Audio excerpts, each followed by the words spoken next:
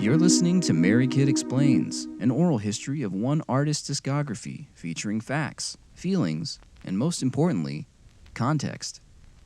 Now maybe you stumbled here by accident, or perhaps you're listening on some faraway planet, in some distant time, vibing off an ancient method of communication. Or maybe, just maybe, you're one of the dozens of die-hard Merykid fans that actually finds value in this content. Regardless, feel free to sit back, get comfortable, and listen along to the gentle ramblings of a man and his memories. This is Merykid Explains.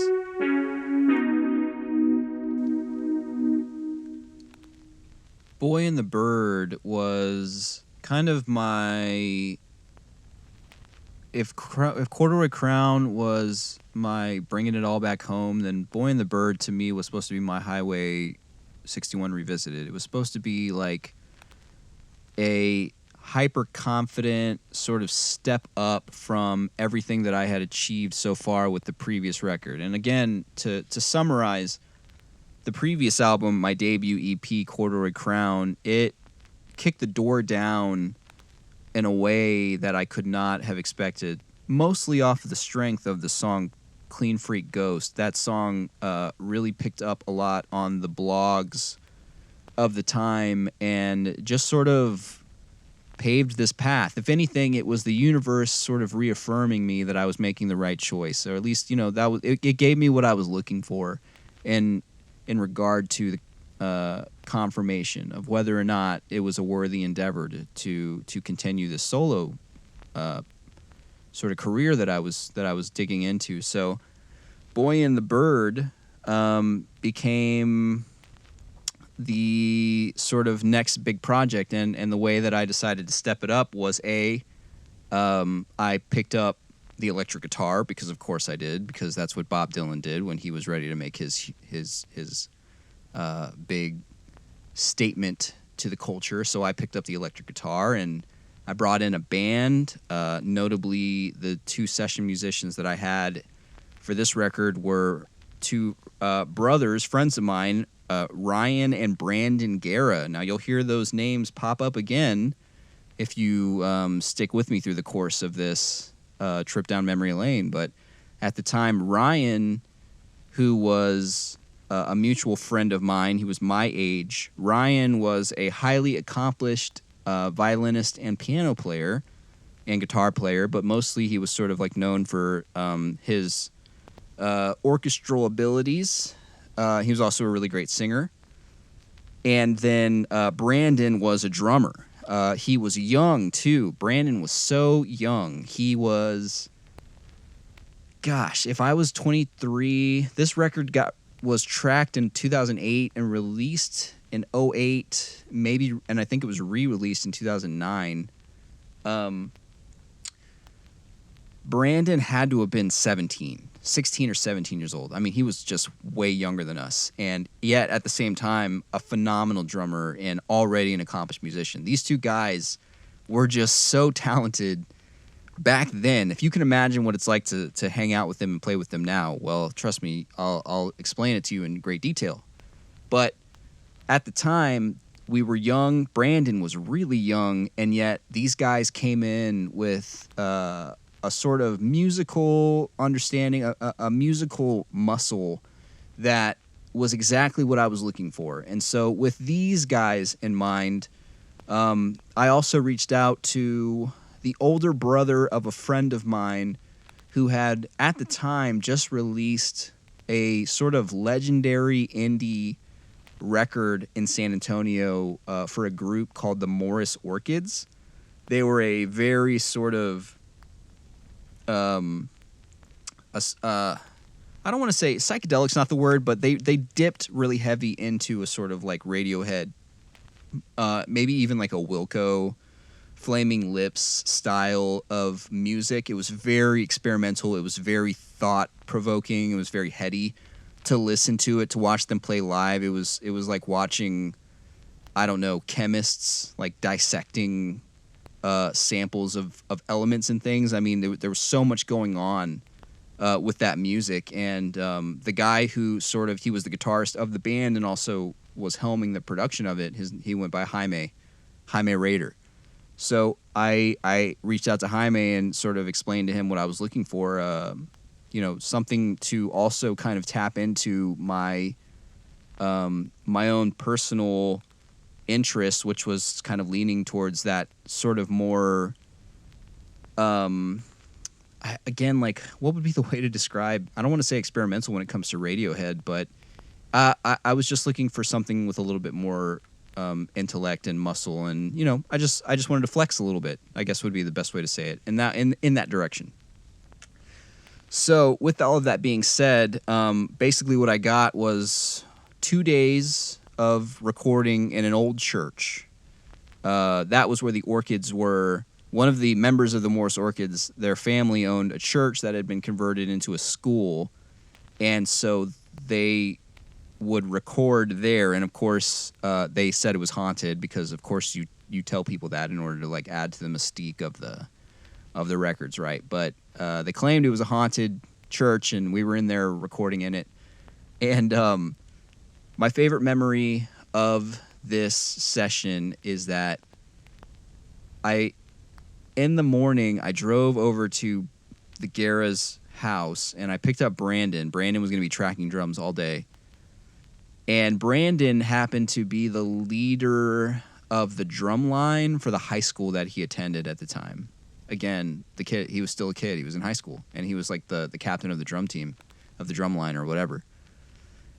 And as we were sort of, I picked him up and we were just kind of getting on the road, and he kind of casually mentioned that, wouldn't it be cool if, we had some other drums or other percussion? And I was like, yeah, but where do we get it? And he just sort of kind of looked at me and he was like, I've got the keys. And I was like, the keys? And he was like, I've got the keys.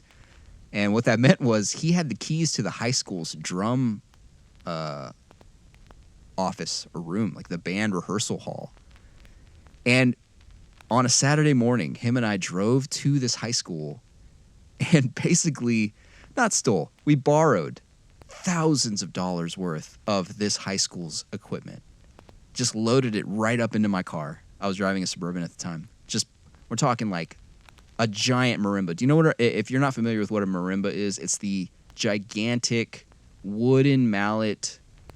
It's got to be like 6 feet long, it comes in pieces, like, it takes 2 people to lift it.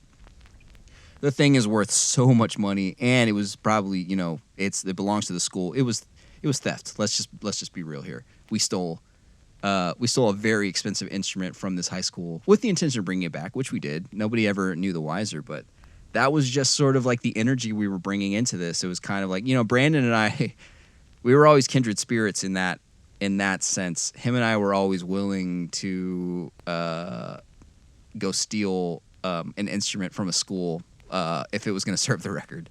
I'm not proud of it, okay? It was 14 years ago, so, the statute of limitations, I would imagine, has expired. So I'm free to talk about it. But anyway, so loaded up the car with all of the stuff and drove to the south side of San Antonio and came to this church, and we loaded up everything and we started to kind of track everything out. Immediately, when you listen to this record and when I listen to this record, the two things that I take away from it are the recording capabilities. Really, they're just not there. They're not where they are now in 2022. You can really make amazing things happen now with a little bit, and there's a limitation on this EP of maybe like where my ideas were not yet met by the tech of what I had at my disposal, so to speak. Jaime is a genius, don't get me wrong, and we actually did the record after this, which I'll go more into detail over him kind of like producing it. But for this record, I think he maybe didn't know what to expect. I was really known as the folk guy, and here I was coming with a lot of different ideas, and so he did his best, and honestly, I think he did a really great job. It's just knowing what we can accomplish nowadays with like the same amount, if not even less, technology. I do hear a bit of a limitation on this, so it's maybe I cringe a little bit when I listen to these songs. There's a flatness to the drums at times that kind of bum me out, but this spirit and the heart of these tracks are there. So let's get into the record. The first thing. Oh, and let me give some context too here before one more thing.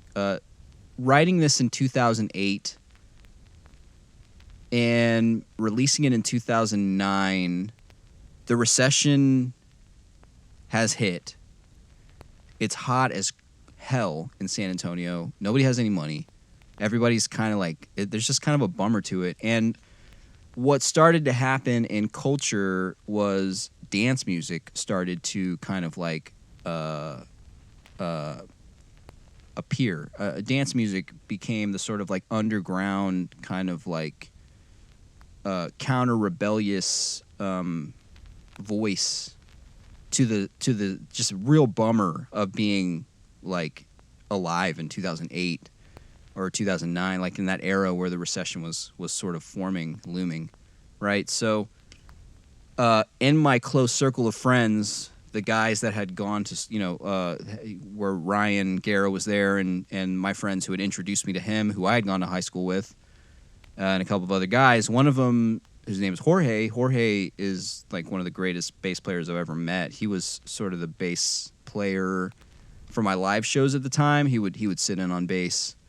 His brother is Alan Palomo, who is the frontman and creator of Neon Indian, of course, right? Neon Indian at the time was just forming. Before that, he was in the group called Vega. Well, Vega was his moniker, and then before that, he was in Ghost Hustler. This is what Alan was into when he was kind of bumming around Denton, going to UNT. And everything that Alan was doing at the time was just, it just resonated. It was exactly, if not synchronistically, exactly what people wanted to hear. It was like he was showing the world what they were going to hear. Alan was like, even to this day, he's considered the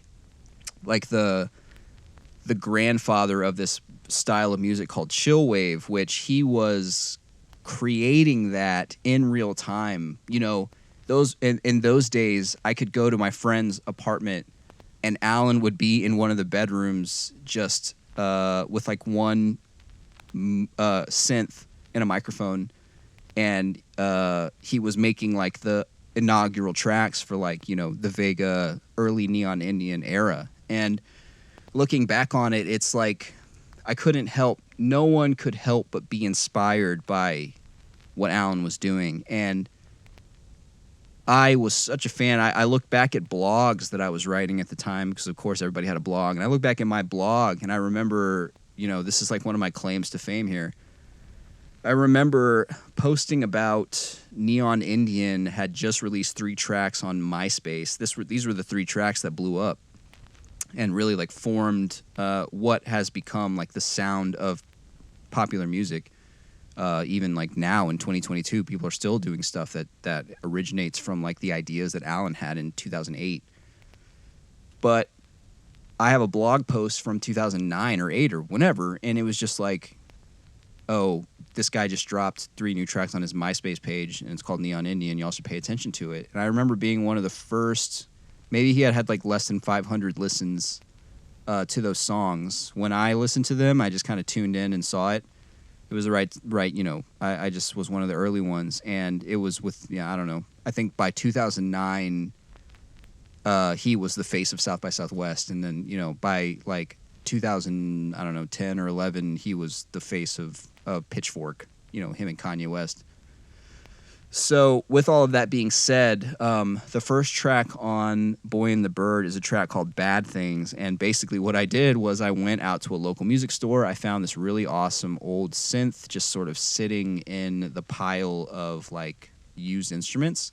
And again, just one of the benefits of being around Alan and his energy was that I was sort of already privy to the interest of like vintage synths. And so this particular synth that I bought, the Casio Tone 403, I think I ended up buying it for like less than $50. You could try to find it today and it goes for a lot more money. And in fact, at the time when I bought it, I was posting it on my blog. People were emailing me from around the world, messaging me on MySpace, kind of DMing me, just based on pictures of it. If you Googled at the time Casio Tone 403, my blog was the number one search on Google that came up, and it was because there was like a very niche audience for this particular vintage synth that I just happened to find, and I still have the thing to this day. It's really beautiful. It's really interesting. It's just one of those things that, you know, they made it back in the day when America had resources, right, to spare. So it has a lot of different like plastics and woods and metals and things. And yeah, so when you listen to the first track, Bad Things, immediately it's just a sort of like grindy kind of what I thought was a sort of like punk rock approach to making like synth music, which is just like pump that volume up and just kind of get that wobbly, grinding sound. And the lyrics that I was using too, and I actually am using autotune, which I think was probably, if not entirely, was like an homage to what Kanye was doing. You know, Lil Wayne had just released Carter 3, and Kanye was, if he had not already done 808s and Heartbreak, I know that he was probably teasing that he was doing it, but, you know, obviously heavy on autotune. So it was really more like a sign of the times. It was a product of everything that was going on that I was listening to, being like Alan Palomo's electronic projects, the early days of Neon Indian, and then, you know, Kanye doing his 808s thing. It was fun. And I think that it ended up being a little bit more on the experimental side again, like where I was really sort of taking like a kind of like Radiohead approach. Wherever I landed on that, you know, you shoot for the stars, or you shoot for the moon to land amongst the stars, right? So wherever I ended up landing with that in mind is kind of what I think just sort of took me out of the pigeonhole of folk music that I had set for myself, and what people had come to expect. I was not interested in sticking to that path, even though it had already garnered me such a huge amount of attention. Okay, so with that being said, Bad Things, just a very sort of weird indie, grindy, grimy song about anxiety. Like I'm the lyrics I'm using are like, sometimes the bad things are the best things. There's a place in my head where I put all the bad things. You know, it was kind of it was an amalgamation of what I was experiencing at the time in my personal life. I had just been diagnosed with a pretty serious autoimmune disorder, and I was dealing with a lot of medicine and a lot of my body being affected by it, and also the existential crisis of being 23 and losing this sort of like precious time to which I felt like, you know, this is like the prime of my life. I was not able to experience life in the way that a lot of my friends and peers were, and also again was missing out on a lot of just like normalcy. And so a lot of these songs, the songs on this album, are very dark, very depressing, and a lot of it was sort of written through a fog, a haze of medicine and illness. And that's the kind of recurrent theme, give or take one or two songs, but there's a much darker tone on this record, and the lyrics in Bad Things, I think, kind of set that in motion. There's a place in my head where I put all the bad things locked up with a lock and a key. The next track, The Bird, that song is the hardest one for me to listen to. Probably of every song I've ever recorded, this is the hardest one for me to listen to, because I, again, was really trying... I think I was trying to do more than just technically or technology would allow me to be able to do with the sort of like budget I was putting forward in the time constraints. But The Bird, I'll never forget my friend Brandon at the time, who was also kind of like my de facto manager, was listening to that song when he was like the first guy that I played these demos for, and he was listening to that song, and the first sort of like falsetto that I throw out there, you know, like, my most precious bird, won't you? When he hit that, he like stopped the track and he was like, I didn't know you could sing like that. And I was like, oh, I don't know, just trying it out. And it was kind of from that point on that he started to maybe like, he himself, again, someone that was like working alongside me in this venture, he kind of started to take notice too of like me as a singer. So I was really trying to push myself into new stuff. The Bird. This is where I get to introduce the guys in the band, Ryan and Brandon, and there's that kind of sweet little la da da da da da, and there's like the strings come in and the drums. It's very sort of operatic and dramatic. Again, these guys were just great. I don't speak the same language that they do in regard to music theory, so it was a lot of me sort of like a caveman trying to explain ideas to like a more civilized being, and they just were able to pick it up. So we kind of got to it, and then halfway through the track, it kind of cuts out, and then it's just that sort of swing beat, and then I come in with the sort of like different kind of like a different attitude. Hey, pretty bird, won't you give me a song? And like I've got all the here comes the distortion on the guitar. So it was a cool idea. Like I sit back and I listen to it now, and it's like, man, again, like talk about left field when it comes to having listened to the Corduroy Crown, and then here comes this project, and already like the first song is this like weird experimental glitch hop thing, and then here's this kind of like heavy distortion song is like 1.5 minutes into the song, and now it's like a completely different switch up, different song.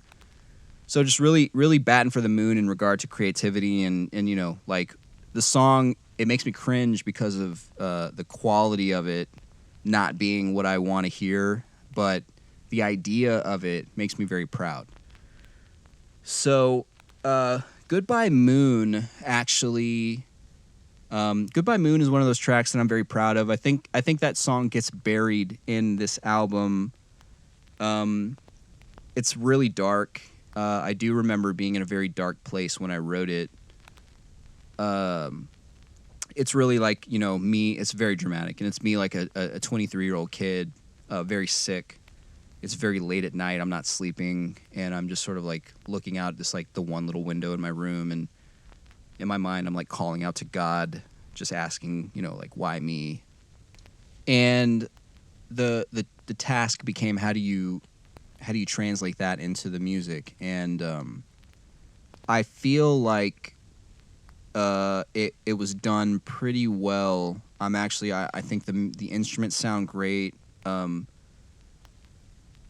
I think there's the marimbas in there. Obviously, we put it to good use after having like in sort of like putting ourselves at risk of like going to jail over it. So that was kind of where that instrument started. Like that was the first appearance on the record.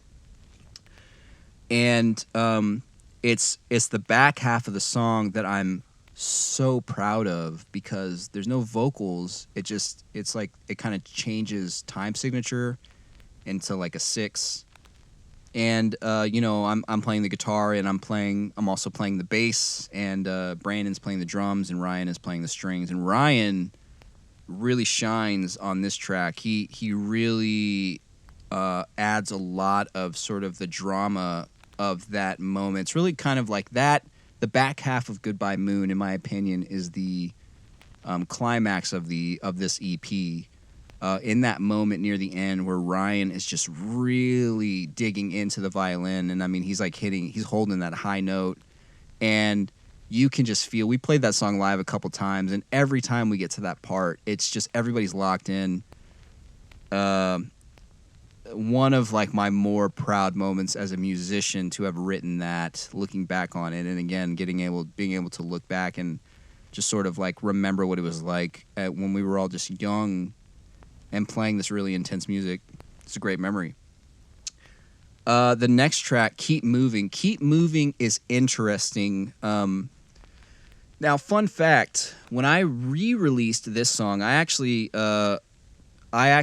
met up and started to work with a publicist out in LA, and they were shopping my record around. And when they did that, they asked me to re-release this record and put Clean Freak on it.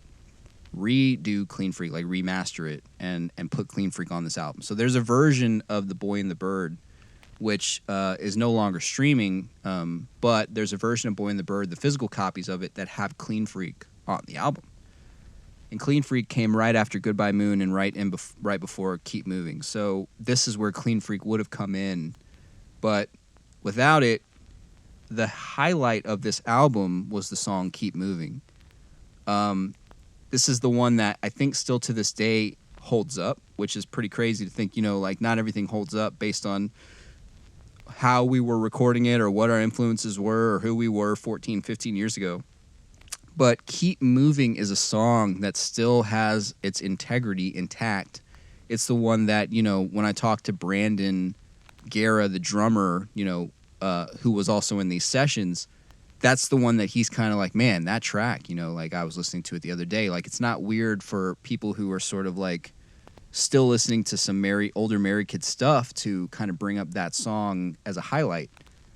That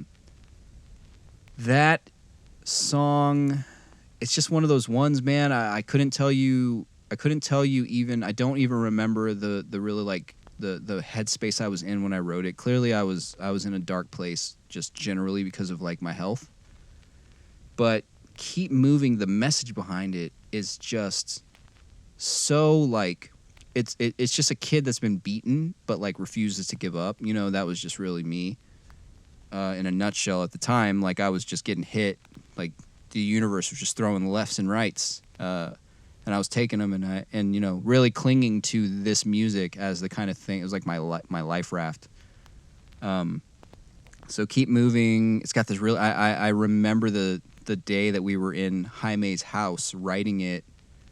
We weren't in the church for this one, and Ryan was playing the piano, and he kind of added that piano, and the harmonica came with the piano, and Brandon's drumming is very quiet. I think at the time, Brandon didn't quite have the sort of like dynamic bag of different styles of playing. He was a great drummer, but he was sort of limited to like his influences because, again, he was 17. And so this one, he kind of went out of his comfort zone and played it real quiet. And, he's got the brushes. And I'm playing in a pretty weird tuning, too. Like, a lot of this record was written in a very specific tuning of, like, it was drop D, but, like, everything was, like, way skewed. Like, I couldn't play Keep Moving again right now just because I do not remember the tuning my guitar was even in when I wrote it. But listening to the song, I mean, it's hopeful. It's a little bleak, but there's hope at the end of it, and it's got a very sweet sort of Beatles-esque, washed out piano and harmonica combo that I think if you're into a certain type of music, again, being like that kind of psychedelic 60s, 70s style, this one kind of like taps into that a little bit. And Ryan's a huge fan of the Beatles, and I believe that it's probably not an accident that he was able to sort of like carve out some piano that just kind of sounded that way. And again, Jaime really produced the shit out of it. So with that said, Keep Moving again is just it's a fond memory to. It's one of those things that I kind of look at it almost like a stranger, like it's not even mine. Like I look at it and I'm like, man, that's a cool thing. I'm glad that exists. I do not remember the person that wrote it, even though it was a past life that I was in when I wrote that song. And then to end it, If She Only Knew / Addicted. So If She Only Knew was, again, me sort of paying homage to Chris Thile. Specifically, I think, if I'm not mistaken, he either had a solo record. It was either Deceiver or it was How to Grow a Woman from the Ground that had come out that I was really into. I think How to Grow a Woman from the Ground was the one that came out in 2006. Just one of the fundamental albums of my young life, and there's a couple of tracks that, specifically the actual title track, where he just kind of like plays solo off of him and a mandolin or whatever. And so to start the track, If She Only Knew, was me playing on the banjo and sort of doing the folk thing. Like, again, remember that the previous record and the one that sort of like got me a bunch of attention and kind of like solidified my identity as a musician, as a solo artist, all folk. No folk on this one, except for this track, which starts with me just sort of playing the banjo and singing. And it's a love song, and it's, you know, kind of discussing the differences between two women that I'm at the time was sort of had like an interest in both, and it's describing the strengths and weaknesses and what you know, specific little bits and pieces of conversation that I'd had with them. And you know, the track, one of my favorite vocal runs. I'm not, you know, I'm not like the world's most dynamic singer. I'm certainly not like an Ariana Grande by any stretch. I mean, like, I'm not even close, not even in the same planet. But there is that one run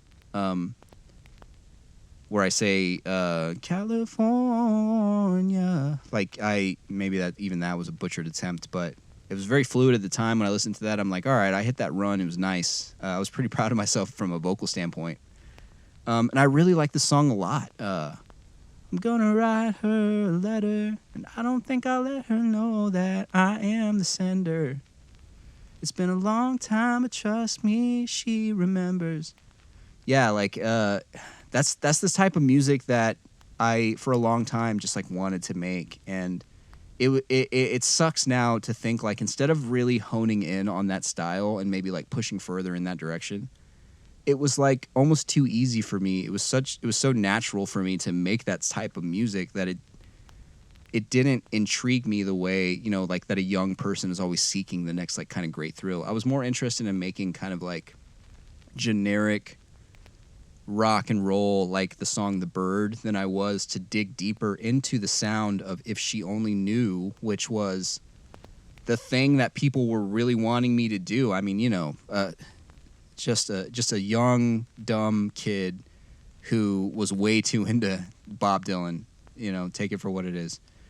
But with that said, like this nice little kind of homage to like folk music, I put it in there, and then very quickly, of course, run away from it, right? Where like the track ends and then you kind of add some delay on it and it starts to build, and then suddenly like here comes Brandon with this like wild drumming, and it kind of builds up again into the sort of rock band thing where it's kind of like a 4-chord jam that, you know, I threw some lyrics in there, from my fingers to my toes, from my heart to my soul, yeah, under my nerves and into my bones, I'm addicted. Like, you know, again, in my lifetime, I'm dealing with a lot of medication, the subject of being an addict. I think that's an easy kind of double entendre when it comes to talking about being in love too.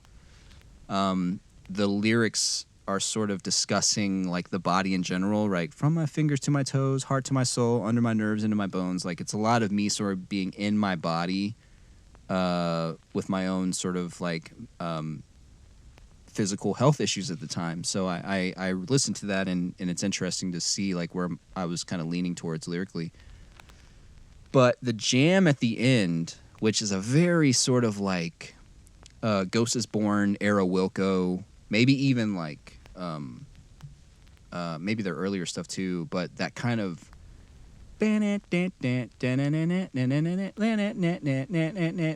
that for years, that was the thing that if I pulled that out at a live concert, it's the thing that people would stop and pay attention to. And the many different times that Brandon and I played that song, and a lot of times it was just him and I, where I would like go out and do a solo show, and then Brandon would just be backing me up on drums. And then sometimes I was like, you know, blessed to have some musicians come and back me up.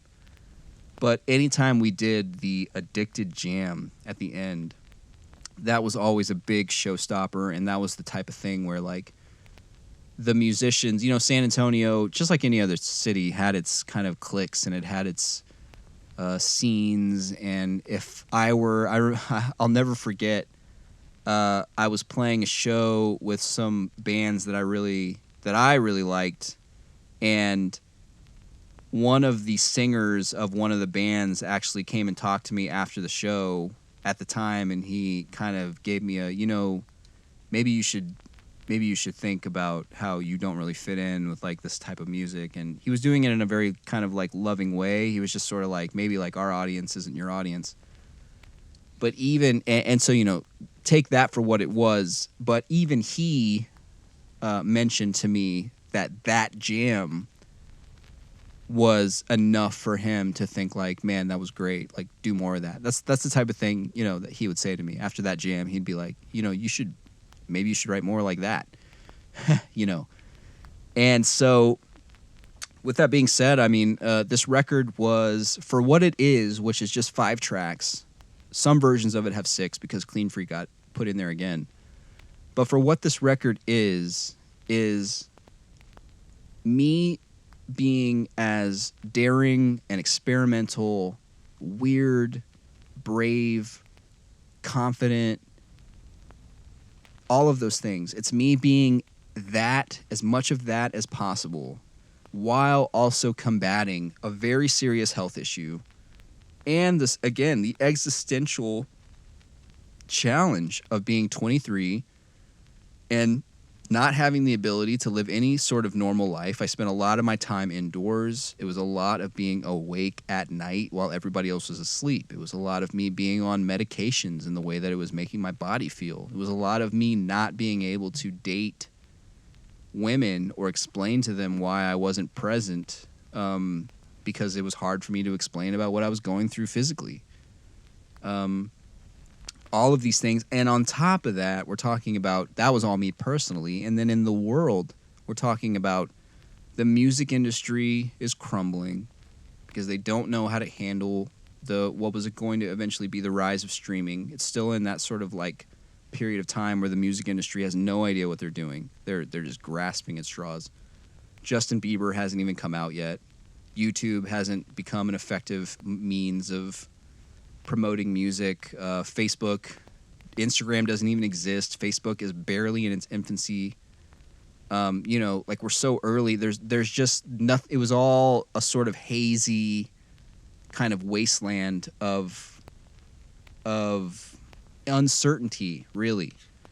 And so what came of it was the impending economic doom, like the recession of '08, and then also dance music. Alan Palomo and a couple of other guys at this time were getting ready to unleash what would become the sound that would just shape the sort of hazy, drugged out summers that were about to follow for the next few years. And while I wasn't necessarily ever going to fit in that lane either, and come to think of it, I don't think there's ever actually been a lane that I've been able to say that I'm actually in, for better or worse, usually for worse professionally.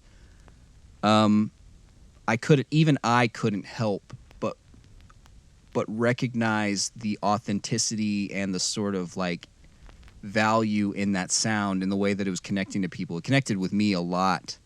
I have a lot of memories of just like listening to the early Neon Indian records and just sort of like feeling it in my soul. That was how we felt. You know, that the same way that people describe Nirvana is the way that people in their own way kind of describe like early Neon Indian and Washed Out and Toro y Moi and the other chillwave artists. It was just a sound that it's impossible to describe. You had to have been there, but it just meant everything at the time.